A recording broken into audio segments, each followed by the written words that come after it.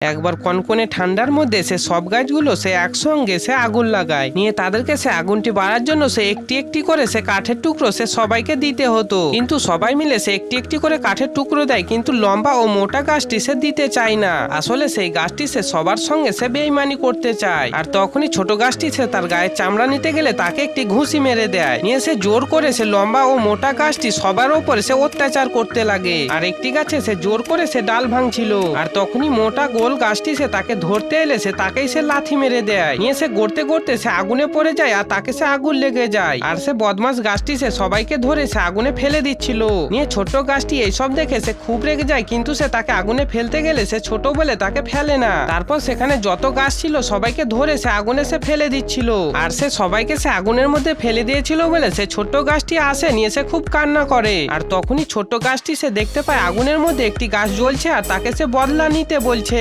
নিয়ে ছোট গাছটি সে আগুনের মধ্য থেকে সে গাছটিকে তুলে নেয়, আর সে চুপি চুপি সে বদমাস গাছটির কাছে যায়, আর তাকে একটি বাড়ি মেরে দেয়। তারপর সে আগুনে পড়ে যায়, আর সে ছোট্ট গাছটি সে সবার বদলা সে নিয়ে নেয়। তো বন্ধুরা, যেতে যেতে সাবস্ক্রাইব করে দাও।